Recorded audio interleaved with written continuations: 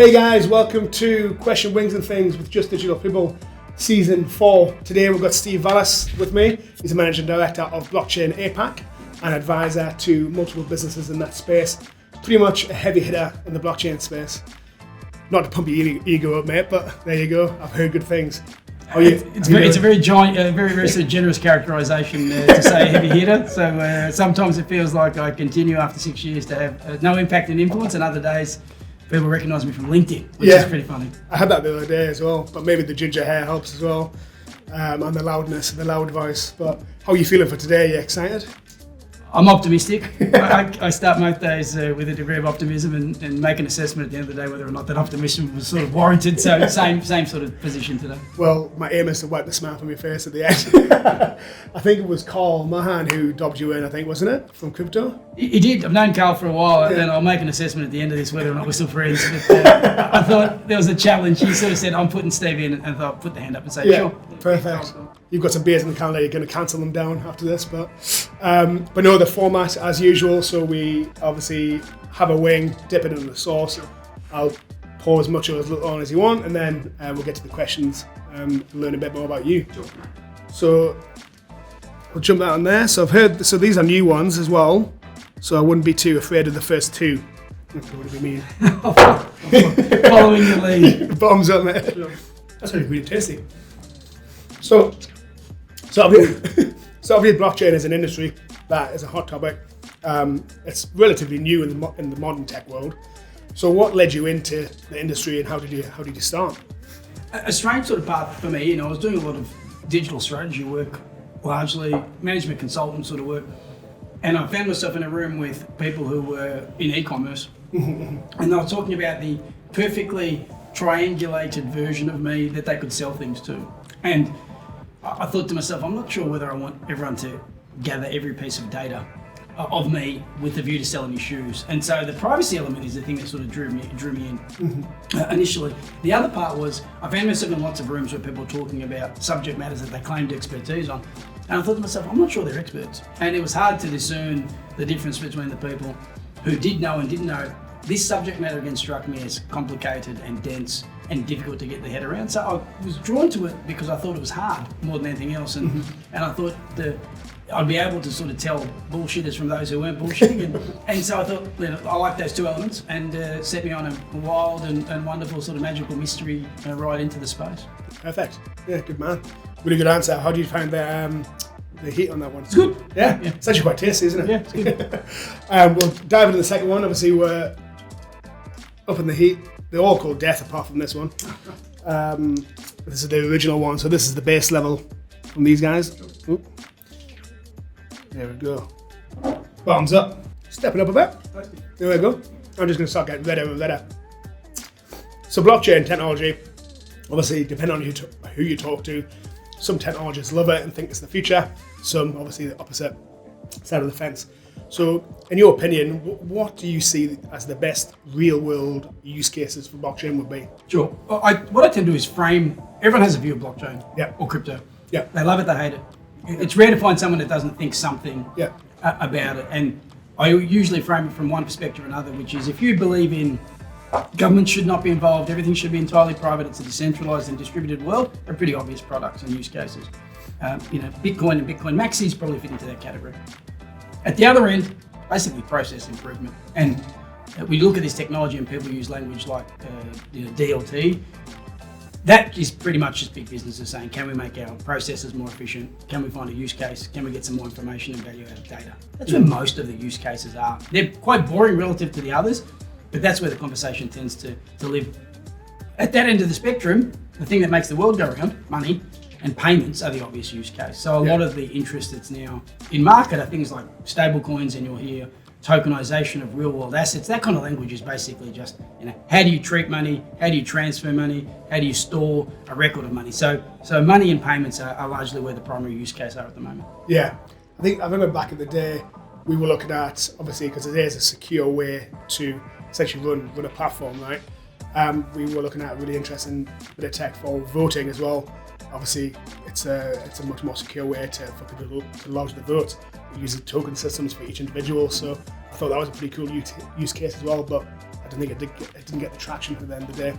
I think the real challenge with voting in that kind of use case is you need someone from top down to implement it. Yeah. And these conversations tend to happen bottom up. So you're trying to convince people to do this versus saying, here's the system when we deploy it. And that's a lot of the use cases failing, is that you need almost a command approach to saying, this is what we're doing and let's do it. And trying to bring people along for the ride, the journey, which is the most overused word in my life. You go doing that and saying, come with us on the journey. People don't want to go on lots of journeys, so you tend to find there's not much traction. Well, I was a citizen as of April 2021, I think, and I did my first vote in the recent national election. And the size of paper that I had to take, I left that place thinking, surely there's a better way to take a box.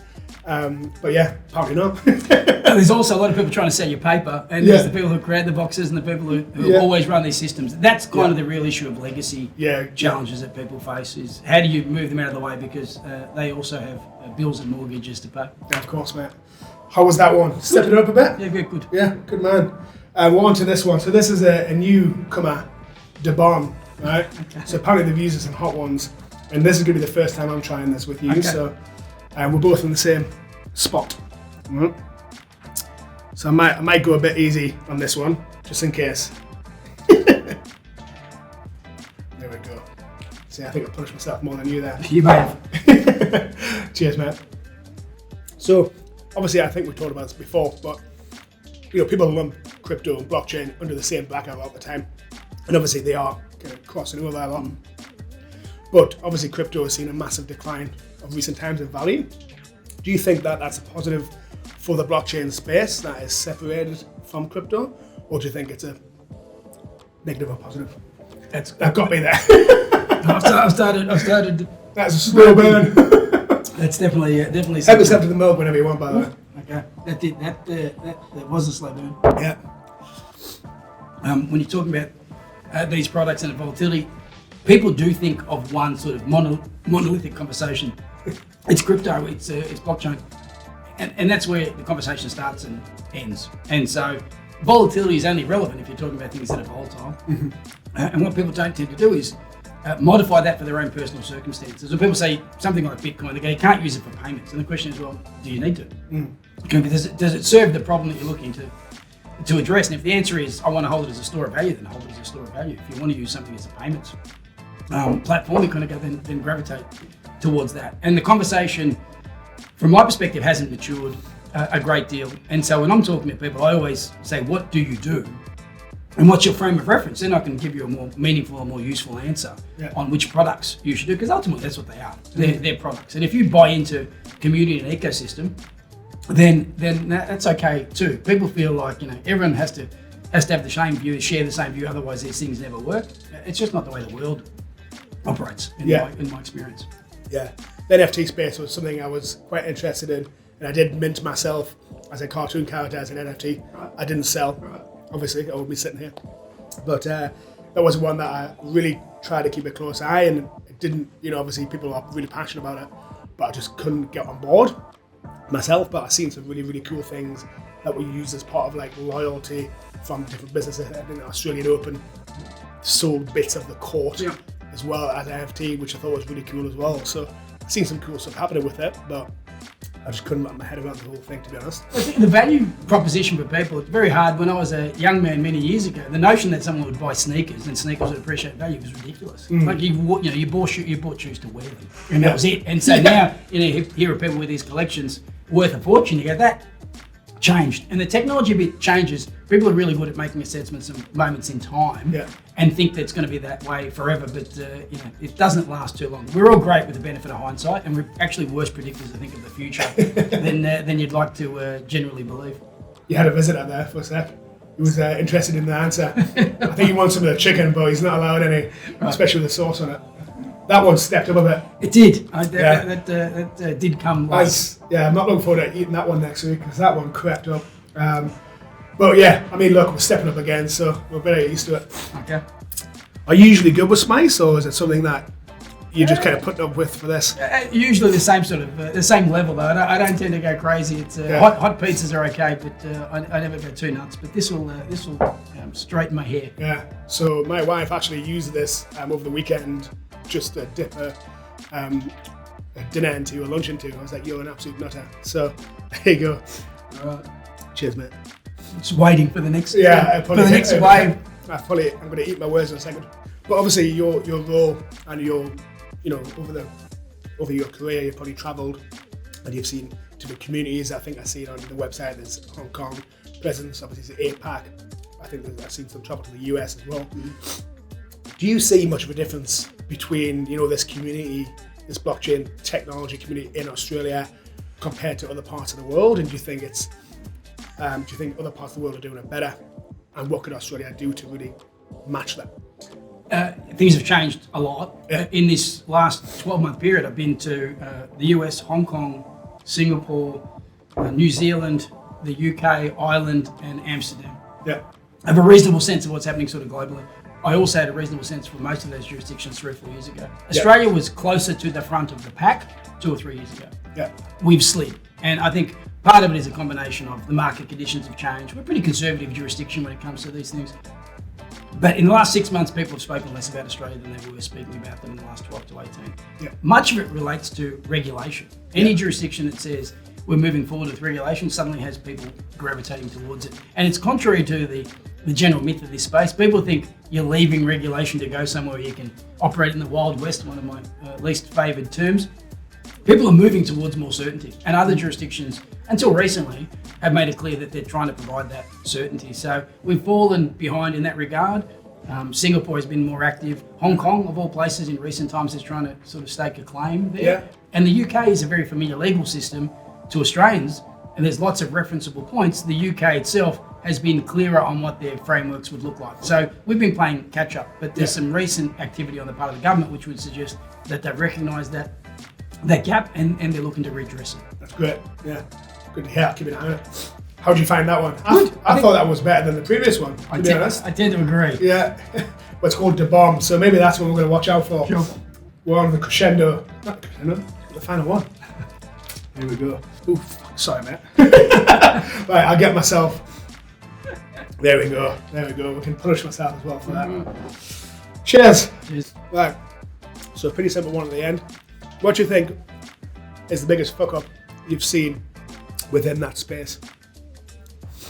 Everything's always a macro view. People talk about these big things at a high level. Having spoken to no fewer, it's a pretty silly number, than 15,000 people in this space.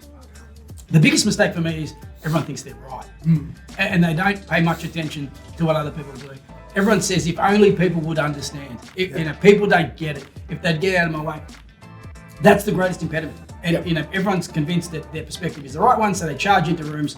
And when they get ignored, they'll often speak more loudly. And I say, people hear you, they just don't care about what you're doing. And so I think, from my perspective, the biggest mistake is trying to convince everyone that this is the right way is the wrong way. When people talk about education, I just go, education is only for those that want to be educated. That's one thing I say. And the other gag, when people talk about a rising tide lifting all boats, I said, only if you've got a boat. If there's no boat in the water, you don't go anywhere. The water just goes up and down. So people become fixated on this need to be proven right and to be right, and they tend to stand still waiting for people to come with them. So that's what I've seen across the space. The high profile mistakes, they happen. And we've watched them, and some people have been outright criminals. But the reality is, of those 15,000 people, 99% of those people that I've met are good, honest, earnest people who like the space and are trying to build something. And much as made of the fact that they're scammers or they do this or they're shielding and wrong people, they go back to their day jobs. They have a dream. They often try to implement and execute against a dream, and they fail. So I watch a lot of good people who miss their moment and then go back and have to pay for it themselves much more than make other people pay for it. So that's the mistake for me, is don't yell as much at other people and be a little bit more aware of the context in which you find yourself. But yeah, mate, really appreciate you coming on and chatting shop. How did you find the experience, and most importantly, are you and Carl still friends? We're still friends. Yeah. I'm feeling the tingle, but I'm okay. You've obviously opened the pause there for a while. Yeah, well, you've handled it well, mate, and it's been an absolute pleasure to have you on. So thanks very much. Thank you. Cheers, guys. Thanks for tuning in. Come back next time.